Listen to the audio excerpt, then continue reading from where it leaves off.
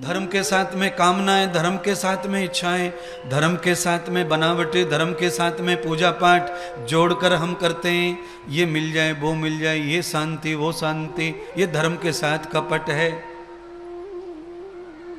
कोई केवल आप ही इतना कर रहे हैं ऐसा नहीं है, बहुत बड़े बड़े पंडित कर रहे हैं, बहुत बड़े बड़े साधु कर रहे हैं इन चीजों को।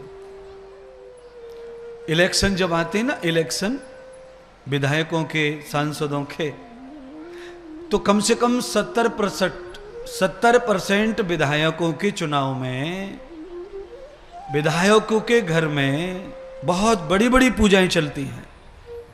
अंदर वाले कमरे में कोई जहां देखे ना, कोई कछुआ की खोपड़ी पुजवा रहा, कोई मरा हुआ मेढक पुजवा रहा, कोई धनकुटा पुजवा रहा, कोई ओखरी पुजवा रहा, न जाने कौन कौन से टोटके चल रहे हैं अंदर महाराज, कोई ठिकाना नहीं है। कमाल की बात, इसको कहते हैं धर्म के साथ में कपट करना। ये कपट है धर्म के साथ।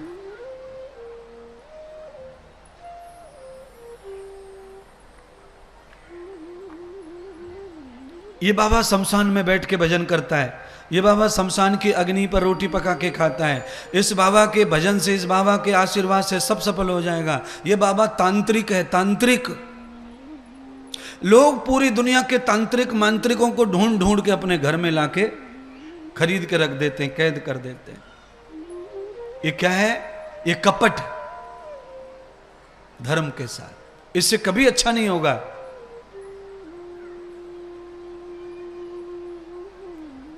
क्षणिक लाभ के लिए कपट पूर्ण भक्ति मत करो। है कितने कपटी बैठे पांडाल में, मैं नहीं जानता है।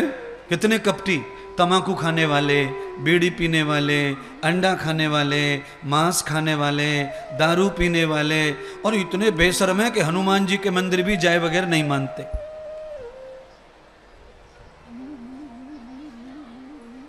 सोमवार है आज तो मंगलवार है, आज तो फलाना वार है।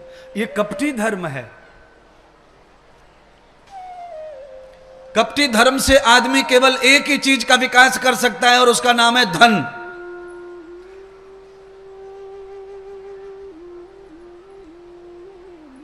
जो यहीं रह जाएगा, साथ नहीं जाएगा।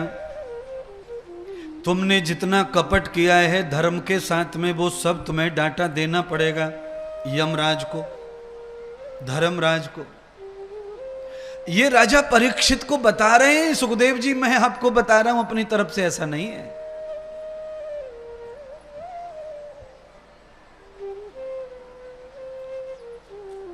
किल विषयी यथार व्याधिम महे तो कर्म भूषण प्रवृत्ति अर्थभूतश्च ये दे योग संसार। हे चक्रवर्ती सम्राट परीक्षित, भगवान ने संसार को मनुष्य के कर्मों के अनुसार रच दिया। शब्द की रचना हुई, अर्थ की रचना हुई, मंत्र, ऋचा, मात्रा, तन्मात्रा, हलंत, विसर्ग, इन सब की रचना हुई ब्रह्मा जी के द्वारा। अक्षर ब्रह्म का जन्म हुआ।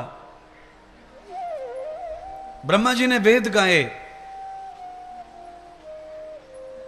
वेदों से ही ब्रह्मा जी ने तप किया, और तब से ब्रह्मा जी को सृष्टि रचने का मौका मिला।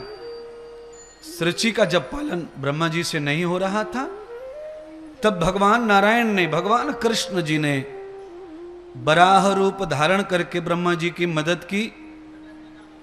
पृथ्वी को पाताल से लाकर दिया। पाताल में एक राक्षस था, हिरणाक्ष। भगवान बराह ने उसका वध किया। पृथ्वी हाथ में ब्रह्मा जी के आई, तब ब्रह्मा जी के बालकों का पालन हुआ। ब्रह्मा जी ने जो भी सृष्टि में मनुष्य के रूप में संसार पैदा किया, उनको मनु कहते हैं। उन मनुओं ने 5-5 हजार, 10-10 हजार वर्ष तक निकंठ ब्रह्मचर्य से तप किया। ब्रह्मा जी के बड़े पुत्र, उनका नाम है वैवस्वत मनु। ब्रह्मा जी ने कहा कि तुम्हारा तप पूरा हो गया, अब तुम संतान पैदा करो, मनुष्य पैदा करो। सृष्टि बहुत बड़ी है, इसका कल्याण मनुष्य से ही होगा। ब्रह्मा जी कितनी बात अच्छी बता रहे हैं आपको।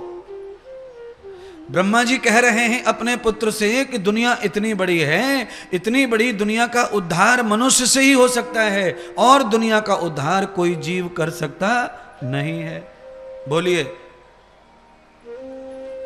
आप अपने घर बना के, बंगला बना के उसमें बकरी छोड़ दो, बकरी 1 महीने के बाद आना लौट के, घर का क्या हाल मिलेगा वो तो आप ही जाने, बकरी जाने। आप अपने घर में मुर्गे छोड़ दो, मुर्गे 3 महीने के लिए चले जाओ यात्रा पे, लौट के आना, मुर्गे वाला घर अपने आप बता देगा कि मनुष्य की कितनी जरूरत थी इस घर को। और उसी घर में, जिस घर में कुत्ता छोड़ा, बकरी छोड़ी, मेढ़ी छोड़ी, उस घर का जो हाल हो गया, उसी घर में आप किसी पड़ोसी को चाबी दे जाओ और कहना भैया हमारे घर की रखवाली करना, देखभाल करना। मैं कहता हूं हफ्ते में 1 बार भी अगर वो घर में जाएगा झाड़ू लेके, तो भी तुम्हारा घर ज्यों की त्यों अच्छा का अच्छा मिलेगा। मनुष्य के बगैर सृष्टि का उद्धार नहीं है, मनुष्य के बगैर घर का उद्धार नहीं, मनुष्य के बगैर संसार का भी उद्धार नहीं है। इतनी महिमा है भैया मनुष्य की, पर मनुष्य पागल हो चुका है। इसकी ज्यादा महिमा हो गई तो आदमी पागल ही हो जाता है। ज्यादा महिमा हो जाए तो उसकी, किसी की भी,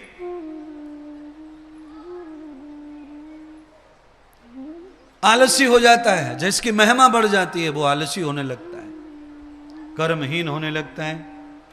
तो मनुष्य पैदा हुआ है कर्म योनि में, कर्म करने के लिए, और हो गया कर्महीन। मनुष्य के चोले में आदमी कर्महीन होने पर पशु तुल्य हो जाता है।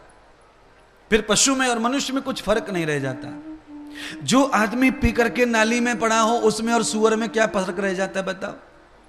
जो आदमी पीकर नाली में पड़ा है और उसी के 3 फुट पे सुअर पड़ा है, तो दोनों में फर्क क्या रह जाता है?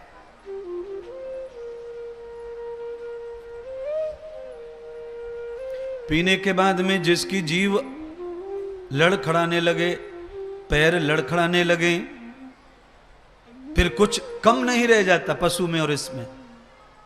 जानवर जैसी जीवा हो जाती है, होश बुद्धि जानवर जैसी हो जाती है। एक आध शब्द मनुष्य के बोलता है, बाकी सब जानवरों के ही बोलता है। फिर पीकर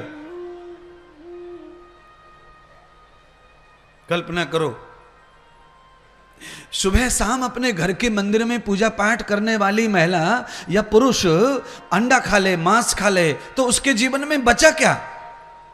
उसके जीवन में मानवता कहां बची? उसके जीवन में मनुष्यता कहां बची? उसके जीवन में पूरा का पूरा जानवर आ गया, जानवर।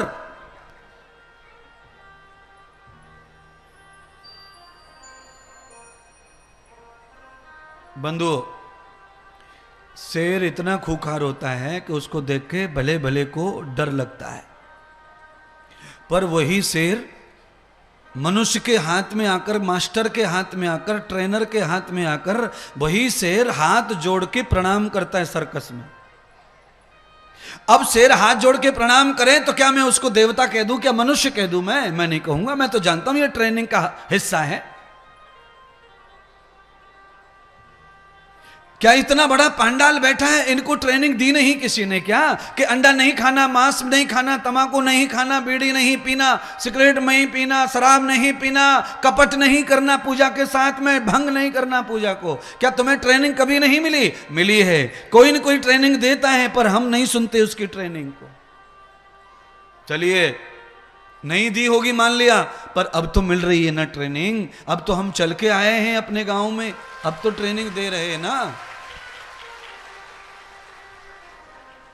जिस घर